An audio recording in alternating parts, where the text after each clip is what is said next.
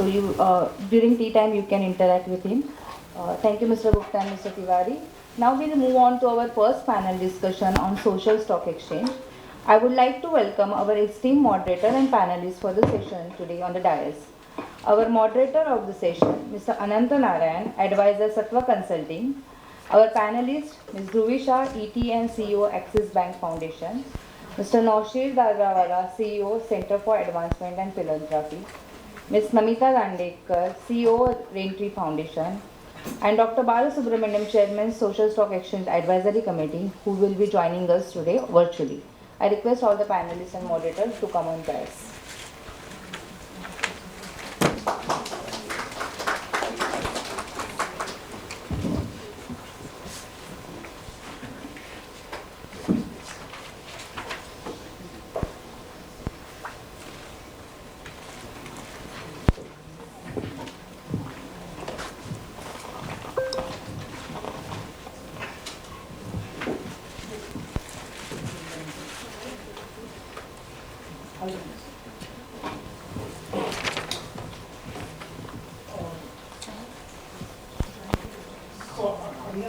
We have a 45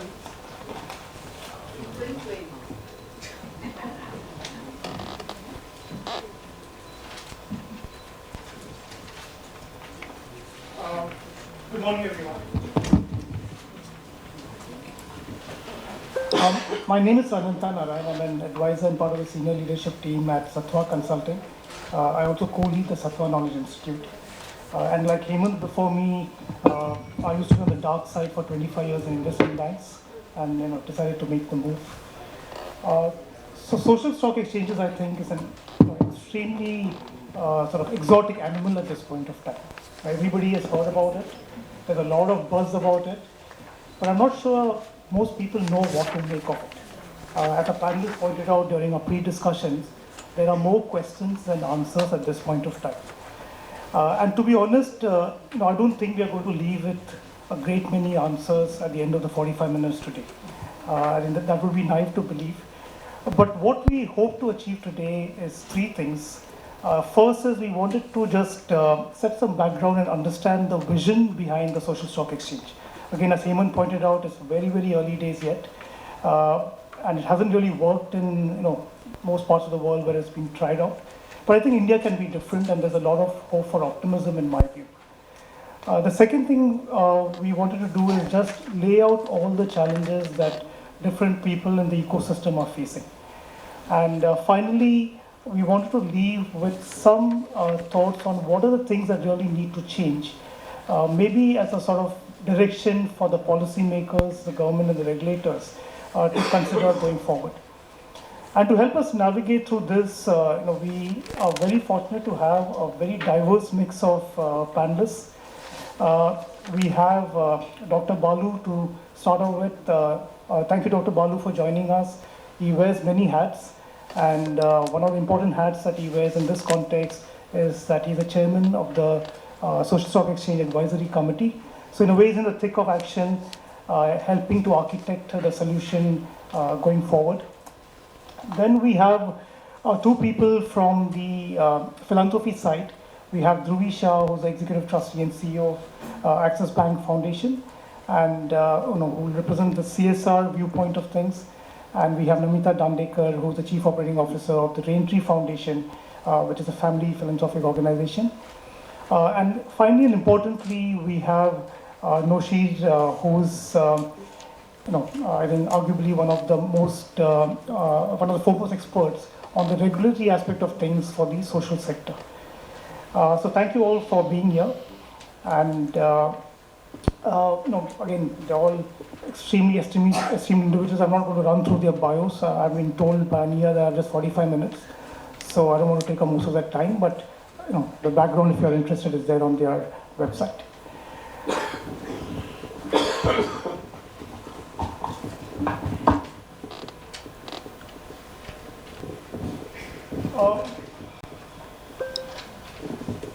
Maybe Dr. Balu, if I can start off with you, and I do appreciate that you have a hard stop at 11:30, so I'll make sure that we sort of let you go to your next meeting after that. Maybe if I can start with you, No, there is some sort of, I think, justified skepticism about this entire social stock exchange, given the experience that other countries have had, right? And we do acknowledge that this is not going to be a big bang development. It's going to be a slow process. It might take 3-5 years for it to mature and for it to be really effective. But it'll just be useful for us to understand from you what is really the medium-term vision out here. Why do you think this can be a potential game changer for a country? In what ways can it actually improve the efficiency of giving in the social ecosystem currently in India? Thanks, Anand. Thanks for having me here and being mindful of my hard stop also. I think it's okay for people to be skeptical. If people aren't skeptical, then I would worry, because from I say this from a lot of different spaces.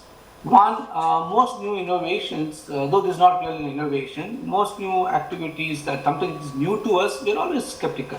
Possibly people are skeptical when the cell phones came in, people became skeptical when smartphones come in, people are skeptical when social media, new social medias enter the space. We always find good things about it, we always find bad. So depending on our comfort levels, depending on our knowledge, we all have different ideas. Normally when I make a presentation on this, I actually show a slide of the people feeling the elephant. And rightfully so that nobody has complete understanding of the elephant. So my research itself is now more than a decade on social stock exchanges around the world. I would be a fool to consider that I know enough of the elephant. There are different parts of the elephant we keep discovering, and every day we talk about it, we discover a new operational challenge. But the bottom line is this: if you just look at the budget announcement of the Honorable Finance Minister, it is very clear that this is something which is going to be seen as another pipeline, another opportunity, a financial opportunity. Maybe a lot of innovative financial instruments could get evolved over the process for supporting the social sector. And if you look at the social sector itself, for which I've been there for the last 40 years the biggest challenge we find is the inconsistency and non-assurance of support that we might get long enough for us to demonstrate social impact. So most of us work on a survival tendency, and we move from project to project or donor to donor traditionally. I'm not saying, as we grow larger, then we have a lot more convening power to negotiate with our donors or partners. But the reality of at least 80 to 90% of the friends in the field that I know of are limited in their expressions of creative expressions of solving societal problems by this lack of consistent and continuous funding. Now, one of the skeptical questions people ask me is, will it eliminate small NGOs? Will it bring in a lot more paperwork? Will cost of capital go up? All these are legitimate questions. And I don't think any of us can answer it with all the authority that of the inexperience we have right now. So I only predict and say that it is not a replacement for philanthropy. It is not a replacement for CSR. It is an opportunity for smaller NGOs to aggregate and possibly have one large NGO which can come onto the social stock exchange portal. And it also a solution provider in terms of democratizing participation by average people in the philanthropy system, where they can at least reassure themselves of accountability of deliverables. Today, we don't have any deliverables, though we define many organizations about reports, verifiability, demonstrability, scalability and measurability of many of the impact that we do, including my own organization. There is no third-party evaluator in that sense. Even if evaluators come, they are donor-driven evaluators who strictly we don't know if they are really independent.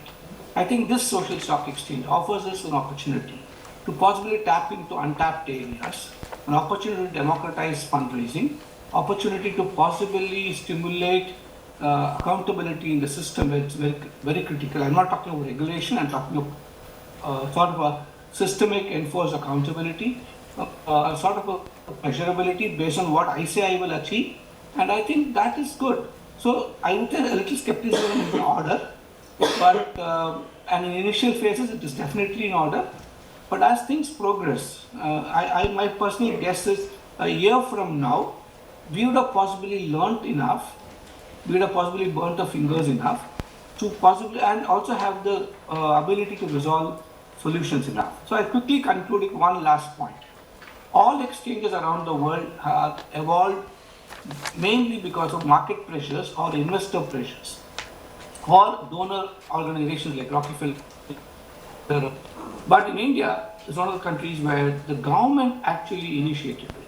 And obviously government in its wisdom went to a regulator called SEBI, and therefore there's a lot of influence of SEBI seeing this entire process like it would see any other SME or a corporate entity getting to be regulated. So it will take some time for them to learn that the social sector possibly has a little different DNA and operates differently. That being said, government initiating it, and just yesterday I had a very high level meeting at the government. I'm very convinced that the intent of the government is complete, it's clear, and it's definitely wanting to make this work and succeed. So there will be barriers, there will be all those challenges the skeptics might worry about, but the good thing I would say, the silver lining I say is, there's also seriousness, sincerity and intent both in the advisory committee, in SEBI, in the exchanges and in the government to keep resolving them as and when we hit the roadblocks. Thank you very much for that, Dr. Balu. And no, I think I do concur. I think there's a lot of reason for optimism as far as India is concerned, in terms of how the SSC develops. And hopefully we will be like a beacon for the rest of the world, and especially for the global south. You spoke about a year. I think even if we get there, say in the next 3 years, I think that will be a fantastic job done. So thank you for that. So from the philanthropy side, again, in terms of the vision, maybe if I can turn to you, Dhruvi, from a CSR perspective, and I know there are a lot of ambiguities and challenges that are currently there for CSRs as far as social stock exchanges are concerned. But let's just keep that aside for a moment. Let's assume that all of that gets sorted out in the due course of time. But once it does, so what do you see are the key motivations that CSRs can have out of this? So one of the things, as an example, that Hemant and I were discussing was, I think CSRs are now, they started off with just being mandated that they have to spend money. So they were just forced to do that in a way. Then came a stage when they said, okay, now let's see whether money is being used optimally.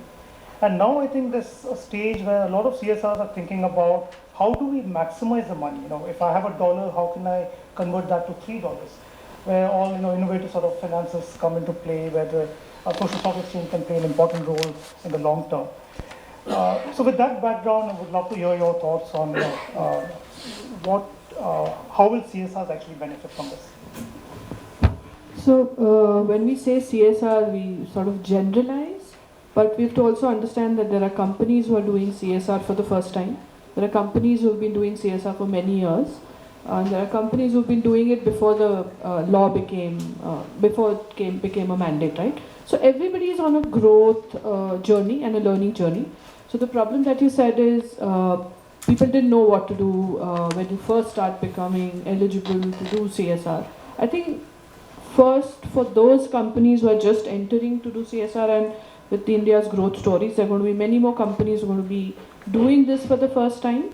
While they'll have the larger ecosystem to learn from, a functional, active where you can participate, and I'm assuming it'll remove all the barriers that are there today. I think for a new company, it would be an excellent opportunity to start their journey through a stock exchange. And for older people also, it would be important if it results into ease of doing business. With every regulation change, it is becoming complicated on both sides, extremely complicated. We are spending more time on compliance than and administration rather than trying to see how our money can fit better into the ecosystem, be more community focused, stay at course on the strategy. The laws don't talk to each other. So whether GST applies or income tax applies, we are constantly trying to navigate that space. So from a very selfish perspective, I would see if the social stock exchange, which is held by SEBI, can get the laws to talk to each other, and there is some form of immunity would be a wrong word, but some form of parity that comes between all the laws. And that would be a great equalizer for everybody to participate. That's an opportunity I see two sides. For smaller organizations who are not able to get money, there is an equal opportunity, right? a lot of time will be saved in trying to raise money. Today, NGOs are spending a lot of time trying to find that right donor, stay with the donor, and stock exchange will become a great equalizer if the NGO loses a donor due to their change of strategy, or there is a there is a CSR or corporate trying to look at challenging avenues and they can find them in the stock exchange. But again, this is an aspiration. I do see this as an opportunity if it's able to help all of us navigate better. Thank you for that. We are on a similar note, Namita. I think you're in a slightly happier position because A, you have the money, and B, you don't have that much regulations, governing you. It's a double-edged sword, that one. So would love to, get your perspective on how, family foundations can actually benefit from this. I think for family foundations, the challenge, and I think that's universal. So if I were to speak of that asset class, is transparency, trust, and the fact that there is uniformity in reporting, the fact that there is so much rigor to the process in itself, I think, is a surety that we are getting the bang for the buck that we put in. Also, sometimes what happens is the process of discovery is challenging for us. Many a times, or let me put it this way, it's a challenge as well as a problem. We have too many proposals come our way, sometimes they don't fit into what we're looking for. So this, in some senses, will filter out all of that and will stack it up in a way where I can pick and choose what I feel is relevant to my impact agenda or to the impact agenda that we are most passionate about. And I also feel that, I speak from it, I'm not very young, but when I speak to the next gen in the family, they like the structuredness that this product brings. Of course, very early days cognize that, but the fact that there is a platform where it's as simple as buying a stock, that thought process is very, very appealing to the next gen. And the next gen, I think, are more open, are more flexible, are more not very set in their ways yet as to what they want to fund. So I think there is a possibility of creating supremely integrated, complex products, complex projects that for whom, there is a donor sitting out there that's going to appreciate what comes their way. So that's my 2 bits. That's very helpful. And I think you made an important point out there about, the attraction towards the next gen. In many reasons, when I look at my daughters, and my older daughter is 26 now, I think that generation is a lot more responsible as far as giving is concerned compared to, at least what our generation was. So that, I think, becomes an important reason. So just if I were to just summarize our discussion so far, this was the first thing that I wanted to discuss as to what is the motive behind this. From a policymaker perspective, as Dr. Balu pointed out, there is this trifecta of smaller NGOs being able to access the exchange. They are unable to get funding now.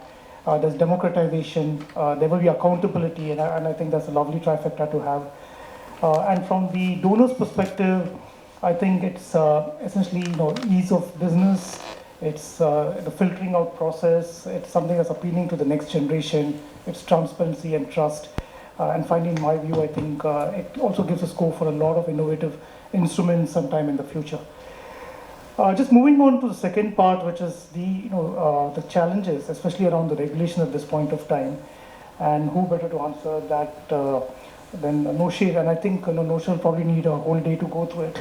But if you could just maybe in the next 3 or 4 minutes, just Noshir, let us know what you think are some of the good things, if any, so far, as far as the regulation around SSC is concerned. And which are the areas which you think requires urgent addressing? 40 years in the sector has made me a little skeptical about things, and I like what Dr. Balu said. It's good to be skeptical. The point is, I have seen a better philanthropic sector when I entered it in my mid-20s. There was genuinely ease of doing good. Today, there is a mantra of ease of doing business, but I find that legislations in this country, and this is nothing to do with the social stock exchanges, generally speaking, at every level, the level of regulation that NPOs go through is horrendous. And I'm sorry to use a harsh term like that. There is just no ease of doing good. At the state level, some of us who are in Maharashtra would know that we have to deal with a department called Charity Commissioner, which more than a regulator works like a district court. Simple things like trustee resignations, appointments, have to go through a legal process of affidavits, appearances, and a whole bunch of things. I don't want to digress into that. Then there is income tax. Every 5 years, we'll have to go through renewal systems, which was not there. And they will be checked on the genuineness of your activities. It's all fine, but it's going to be laborious. The third piece of legislation that governs us, Foreign Contribution Regulation Act, by far the most difficult, and I'm using a milder term when I'm saying difficult. Don't want to say draconian. With all this, we will have yet another layer, which is, and yes, even if you talk of CSR, I mean, from when it started with my good friend Bhaskar Chatterjee, who said it is show or be shamed kind of thing, it has CSR has been not corporate social responsibility, but it's now become comply strictly by the rules. That is what CSR means. If you do not, you're in trouble. So that's CSR, what's it become. Regarding the landscape of social stock exchange, I'm happy that finally this term which we often use called social enterprise has got its recognition. Because whenever people said I'm a social enterprise, it meant nothing. At least now we know that there can be a for-profit social enterprise, which could be an LLP, private limited, or you could be non-profit, which is your usual trust society, Section 8 company. So at least social enterprises have got a recognition. And both can be registered on that. Registration processes on social stock exchange, from whatever I've seen, working very closely with my dear friend Hemant, is elaborate but not so difficult so far. Thank God for that. I think all the 25 odd organizations that I talked to said, yes, there was paperwork, but you know, there was so much help that the social stock exchange extended to us. They handheld us. And I hope that handholding, at least I'm very sure till my friend Hemant is there, that handholding will be made. God bless you, Hemant, for that. And yes, the usual thing, you got to be active for the last 3 years, and all that is fine. What do I see as the key challenges? The challenges that so far there is no clarity on tax deductibility if you give it through the social stock exchange. There seems to be an assumption that probably you will get it, because after all, when you pick up what is called a zero coupon, zero principal instrument, we don't use the word bond, we say instrument, it's just a nice fancy term for a grant. The question is, why would someone go to the social stock exchange and not give directly to the NPO? We have to incentivize the donor. I think to say that you will be actually punished with no tax deduction, I would rather say this is an initiative of the Government of India. Honorable Finance Minister Sitharamanji talked about it in 2019. It's finally up and running. I think government should make it work. And one of the best ways it could make it work is incentivize it with not just a 50% tax deduction, make it a 100% tax deduction. Because you're dealing here with organizations that have gone through rigorous due diligence, social audits. Chartered accountants have now been trained for doing social audits. A number of them have emerged with their certification. So I think if you are investing through a social stock exchange, there must be incentivization, and of course it should be a platform that throws itself open to all kinds of interesting instruments of giving, including financial inclusion, blended finance, a lot of these initiatives. This should be a perfect platform for that. Sorry if I exceeded my time, but I could just ramble on for the whole day, I told you that. No, thanks for that. I would hardly call it rambling, but I think all important points you raised, Nusrat. Um, on the regulatory front, the other important aspect is just the governance and the accountability. And if I can come back to you, Dr. Balu, you did mention in the opening comments about the accountability being one of the key reasons, key advantages of having social stock exchanges. It has also been, unfortunately, one of the reasons why social stock exchanges have tripped in other parts of the world, because they've been unable to come with some common set of standards, lack of transparency. People who go to the platform don't know what to make of different listings out there. Would love to maybe dig a bit deeper with you on what you meant by that, and how do you think India can make sure that it doesn't trip on this aspect? I think the reason I brought in accountability framework is for the first time. So till today, when you spoke of social impact measurement, social impact is a huge space and all kinds of definitions. In fact, I'm glad Noshir brought up social enterprise. Around the world, my research shows there are 65 different ways in which you can define a social enterprise. Now, what do you bring to India? So in India, we don't have a social enterprise definition actually. Even today, we don't have. All that we have done in the social stock exchange is to define an activity which can possibly be equivalent to social enterprise. So we say the primacy of social intent is what we are trying to establish, and we are given out a conditionality of how we establish it. For a for-profit entity is what we are more interested in establishing it. For a not-for-profit entity, we know they're more or less 100% socially intended. But then how do you measure this? Especially because you're allowing the for-profit enterprises where the measurement can be contested.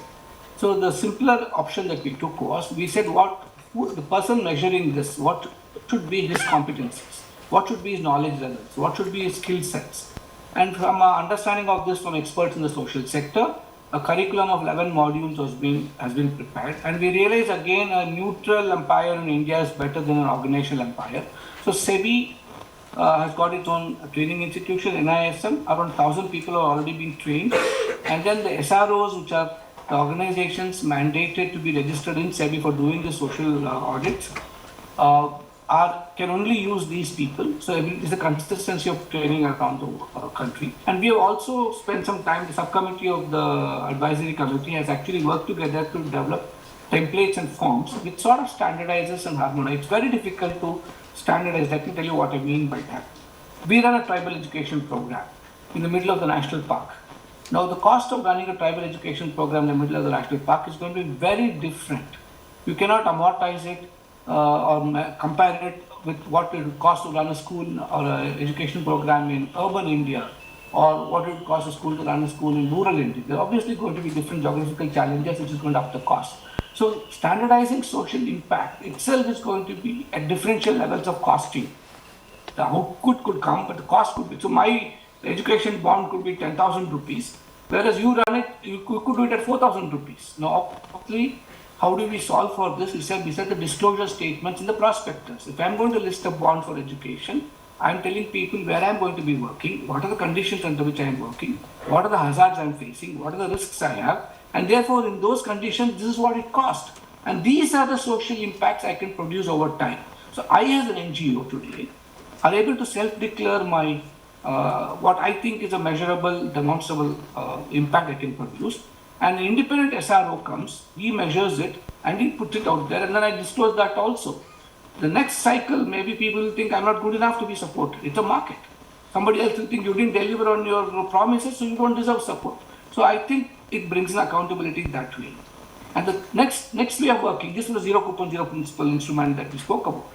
The other option that we're trying, and it's going to happen, is maybe a development impact bond kind of a thing, where there'll be a risk investor who will work with these SROs and social assessors, and the outcome funder clearly agrees to a certain set of outcomes.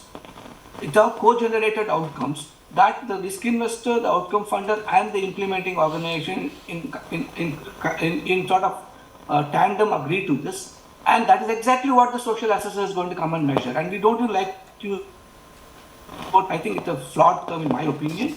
I think a social assessor is better. He's not auditing somebody, he's just assessing what social impact you've produced. And in that case, there's a lot of good for the social investor because he's going to pay for it only after he sees the outcome. So in my opinion, everybody gains if this actually works. But it's a new field. We are just getting training social assessors. It will evolve. I still feel it will be much better. I can tell you as an NGO myself, working with a lot of corporates, what happens today in the world of CSR, CSRs with the government getting measurability, they go out there and work with organizations, the big four or big five or whatever you can call them, or the new startups in this space, and many of them like Sattva and others. At least Sattva has got a social understanding, but many of them don't. They're mushrooming all over. And some 23-year-old kid comes there and tells me what is social impact.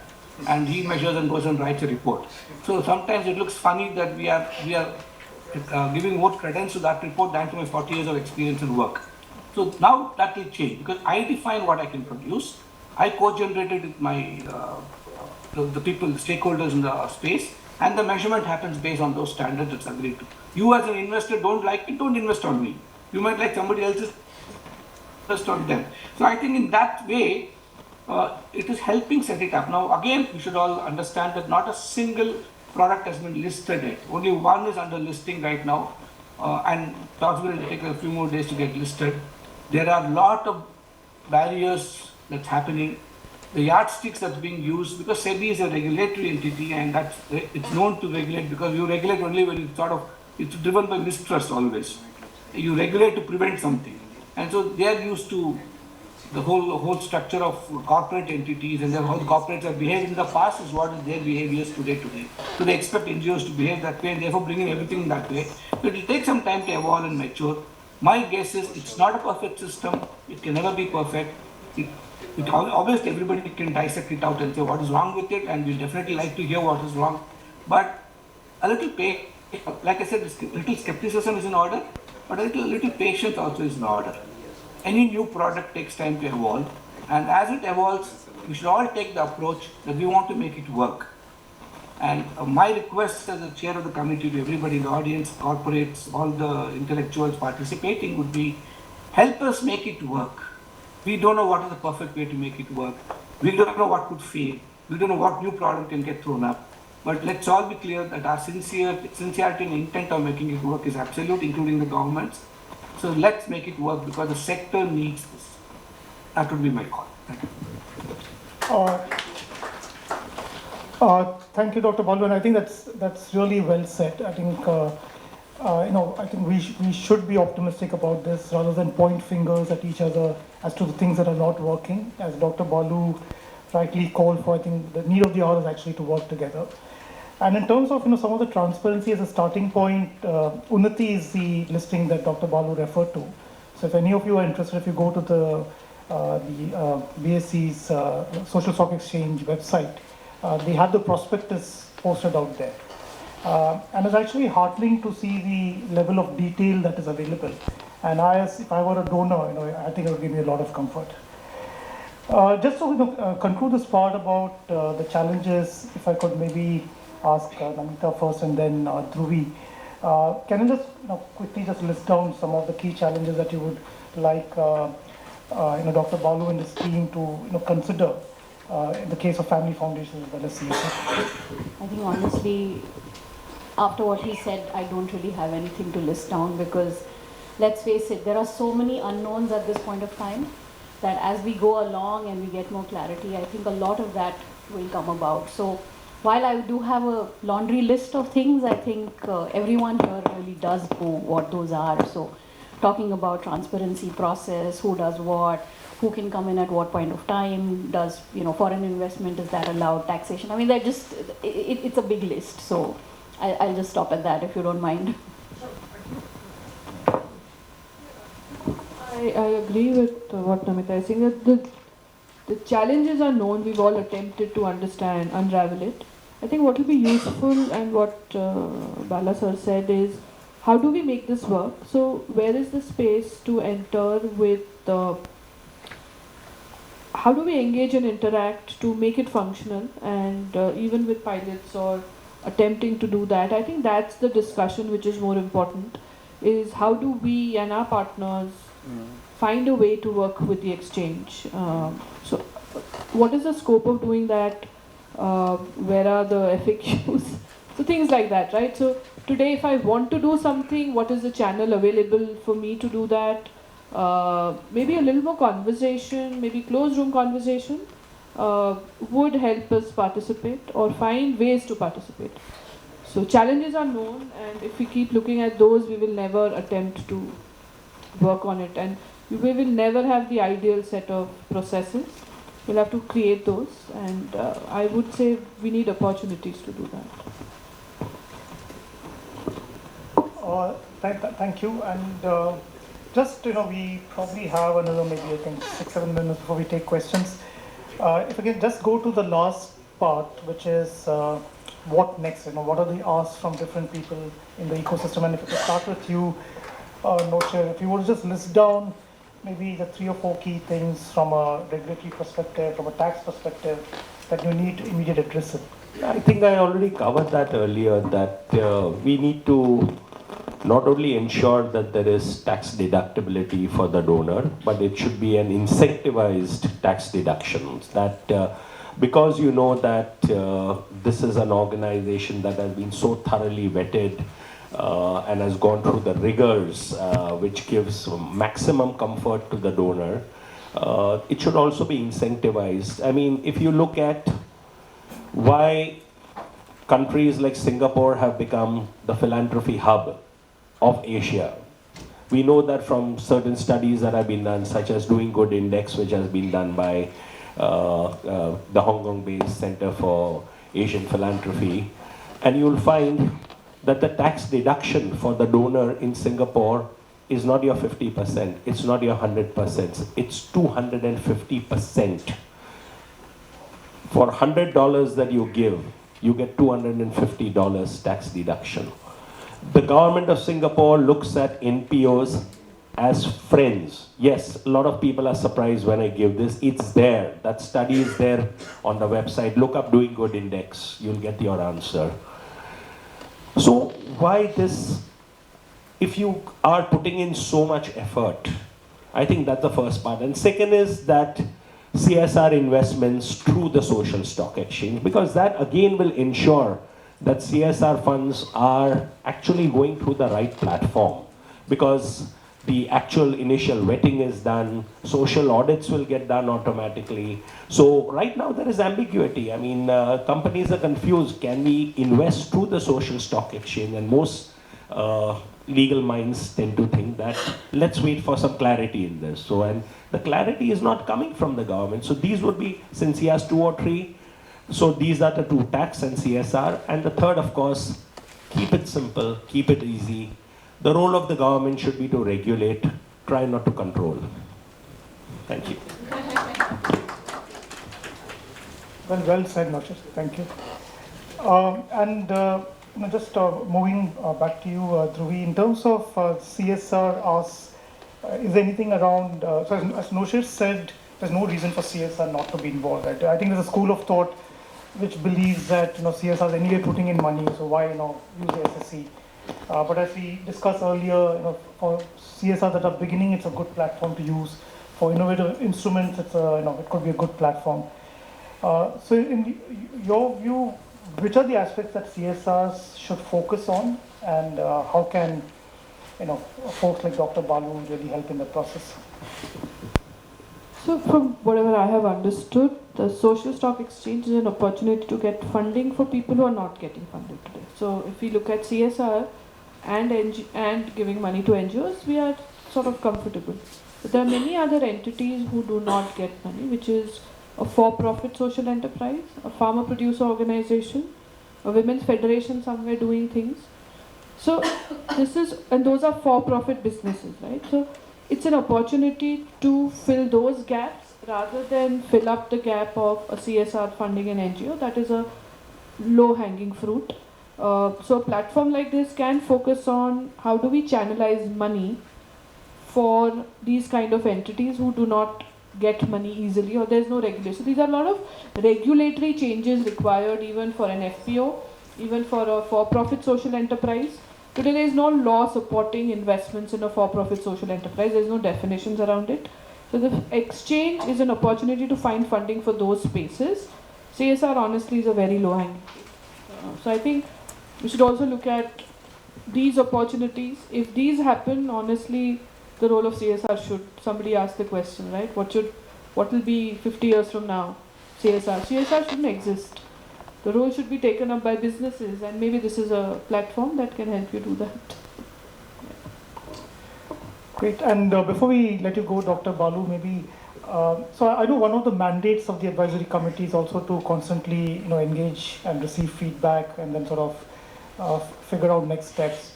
So to the extent that you can, if you can share with us, what are some of the important areas that you're considering at this point of time, where we can hope to see some of these concerns being addressed in the short term?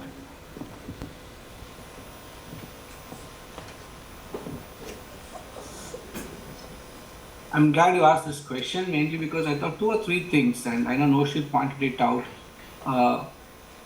Quickly, we have recognized that the space cannot operate like the social stock exchange cannot operate on the principles and premises that which a regular market exchange operates at.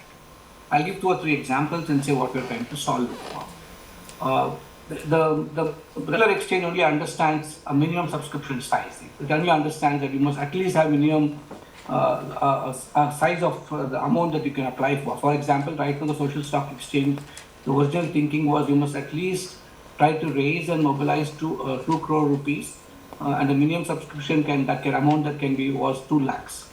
Now we realized that it's not going to happen. Now NGOs, then that had to be relooked at, and now we have recommended to SEBI, and I'm sure it will be the final stages of declaring it, the board has to clear it, reducing it to 50 lakhs and then 10,000. In an ideal world, I think it has reason, because we really want to democratize, we got to get more people to participate. And it is these people who need the ATG. The few HNIs don't really care about the ATG, but we want more people to participate. Now, income tax exemption, despite whatever people think, do matter.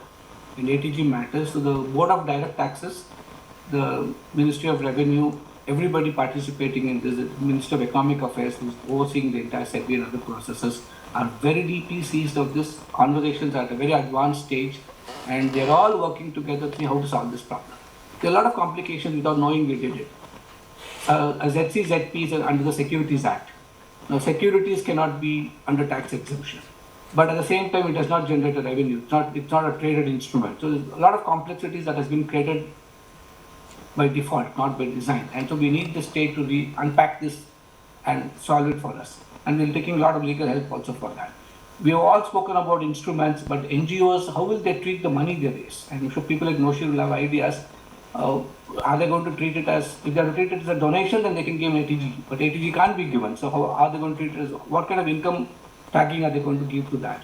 So those things have to be sorted out. And company affairs also is concerned, because CSR today, if the money is spent, it has to be spent in the same year. Or if, I know the recommendations are coming that it should be changed, but then if you have a bond that you say is going to be applicable over a 3-year period or a 5-year period, and if CSR is allowed to invest, should there be a modification in the act there? So I can only say this much, having interacted at the highest level. The government is keen, they're looking at all this, and I'm sure, I'm very confident the next 3 to 4 months. 3 to 4 months is a very short time in government. Now that I'm inside government, I can say this, for things to respond so quickly. I think change will happen, and all these barriers will get resolved.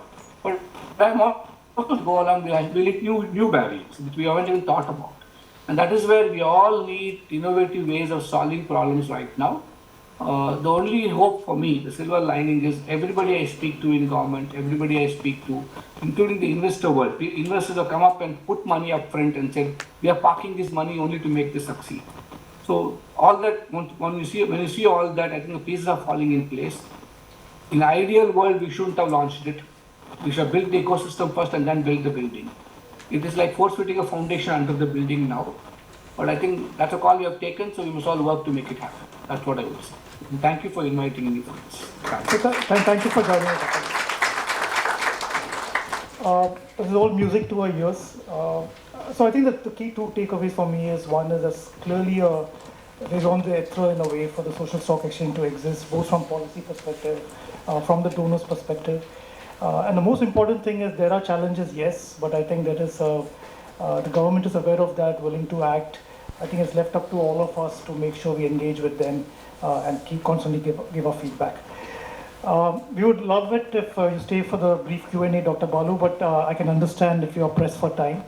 But thank you anyway. And we probably have a few minutes now to take some quick questions. Please introduce yourself, your question, and if you're directing it to anyone in particular, please do let us know. Hi, my name is Mrugank Paranjpe. I am the chairman of Seva International. My question is, my understanding of the instrument is that you have to come and raise money every year. It can't be an on-tap instrument. So if the purpose of what Dr. Balu said was to make it easy to get money, and you have the track record, and you need money, and it's demonstrably needed, and it can be satisfied, why have that restriction? The second question I have is, again, as Seva International, our focus is entirely on disaster relief. So we work in that field predominantly. I can't predict what I need the money for. So how do I raise the money? Because I was told when I had the discussions with the exchanges saying that you have to put the purpose. And so I can't say that we are disaster in Himachal, but we spent about 50 lakhs in the Himachal relief. So both these questions, if there's an answer to it. Yes, if you look at the social stock exchange, what can be supported, you'll see most of the activities that are listed in that SEBI document is more or less in consonance with Schedule 7 of the Indian Companies Act. So almost everything that you see in Schedule 7 is broadly covered over there. So it would cover even disaster relief, which you talked about. I mean, Hemant, would you like to say something? Because you'll be the right person to, and I'm sorry to pull you in, but you may take this. So, Mrugank, I'll try and answer the second question first. Today, when you go to raise donations for disaster recovery, what do you tell people? Why are you raising that donation? You don't say that I'm raising it to XYZ disaster, right? Raising money on the stock exchange is not very different from raising money from donors outside of the stock exchange. You have to, the only thing is it has to be documented properly. So if you're able to communicate to donors or investors or whatever you want to call them, that you're raising money in anticipation of deploying it for XYZ purposes, there's nothing stopping you from raising money. Okay, so second question. First question, if you look at the process on the stock exchange, it's actually broken up into two parts. You have a registration and then you have fundraising. The reason why it was broken up into two parts was that most NGOs, not all, tend to raise money on a program or a project basis. Most, right? And therefore, at any point, we'll have multiple programs running, and therefore we'll need to do multiple fundraisers. Therefore, the organization registers once, raises money as often as they want.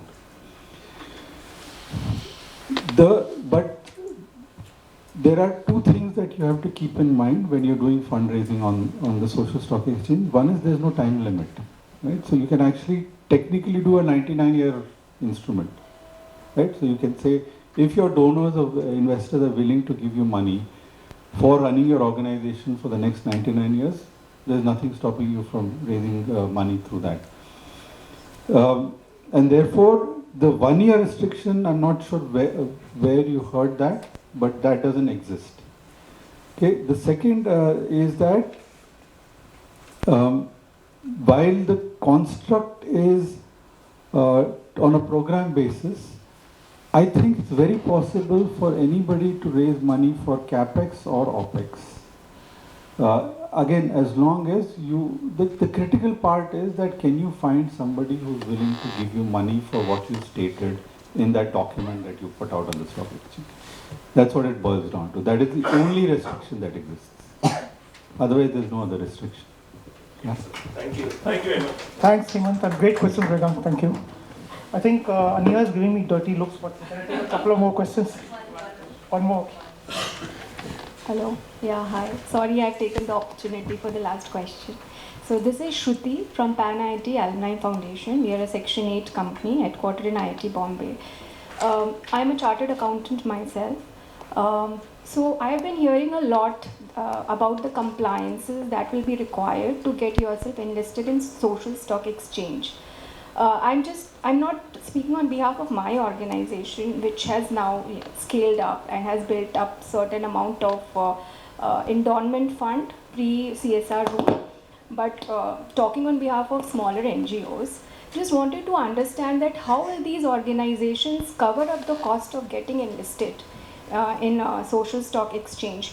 Can any provision be made within the law itself which will enable this as a permissible CSR activity maybe, or any such kind of norms? Because from what I am understanding, that it's going to be a tough task to get enlisted itself, and it will require a lot of resources. On your point, Shruti, to cut it short, I've spoken to almost all the 25 who got registered on the social. Most said that the process was elaborate. As usual, there's a lot of paperwork. Cost is minimal. There is no question of cost on that. They will basically ask you for your various registration certificates, your performance, etc. So it's elaborate, but it is doable. I'm sure at some point of time this 25 will become 250 and maybe 2,500 in no time, because once this builds up momentum, I think we have to now just wait for the first listing to happen, people actually getting... we have put Chandrayaan, we have put the lander on the moon. Now we will soon... God bless India. I think it will work. And I think it's a one-time exercise, and I'm sure there'll be templatization, as Moshe said, once the numbers increase as well. But, Usually also when NGOs raise money today, when they approach new donors, right, the new donor is not paying them to raise money. It's always booked under the previous donors, right? The same thing will continue and nobody has a problem with that. Nobody want to say something? So, sorry, Ania, you can make dirty faces. and there will be a lot of consultants ready to help you with that. Maybe Nashi, to you and Hemant, you can, so say, when you say that, ease of access of money, we're saying that, if non-profits can have another route to access money. Whenever you access money, there's another route. So if I'm somebody who's getting money, my deliverables, my risk structure, everything needs to go through some changes as well, right? So I just want to know, as and when we are developing this, are we building the capacity as well? Is there anything that somebody's working? There is a capacity building fund as well. There is, right? So which is for the non-profits? It needs to be built up, but it's there. So that's there. But Hemant, if you want very quickly... And this can also have CSR funds for capacity building, I'm saying, of the NGOs as well. That can be another ask. So, Alok, a very good question. So, as a part, so there are three things. Anant started talking about why it didn't work in other countries. There are at least three things we've done differently when we've launched the social stock exchange in India. The first is that we've integrated it into the stock exchange ecosystem, which means there are governance and frameworks that are time tested, that these can be leveraged. Second is we created the construct of social auditor or social assessor that Dr. Balu was talking about, to provide transparency and to provide accountability. And third is, to Noshe's point, a capacity building fund, recognizing the fact that the social development sector is not very familiar with the capital market structure, right? Not only from an NGO point of view, but also from a donor point of view, right? So therefore, there is a capacity building fund under the aegis of NABARD that has been set up. That's actually in the process of getting operationalized, where the objective is to help NGOs understand how to leverage the social stock exchange and to help donors understand what is the zero coupon, zero principle, and how does it work. Thank you. Just wanted to add one more thing, that Noshir Bhai actually is on the BSC Governing Council, and Raintree has been one of the first few NGOs that got registered on this. And I'm happy to do a session on the social stock exchange, a more detailed session if you guys want. Thank you. thank you, and thank you to all the panelists for being here. I think we had a great discussion. Thank you for the organizers for doing this, and thank you all for your participation as well. I would like to thank speakers, all the speakers, for thought-provoking deliberation at panel discussion. Now I request Mr. Ritesh Tiwari to present a memento to our speakers. To Namita.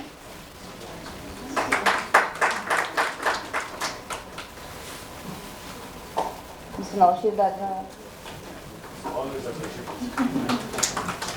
it. It to be controversial at times. That's why we don't give it together once. Or provocative. And Anantha Narayan. Please join us for the group photo.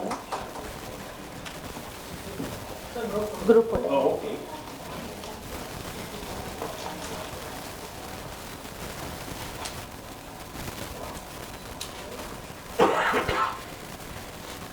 Thank you. I request Mr. Hemant Gupta also and all the panelists to join for one whole group photo. All the panelists, Prerna, Adil sir, Aloka, yeah, one group photo. It's a very good Questions are not finished yet? So you were a great contributor to this session. Thank you very much.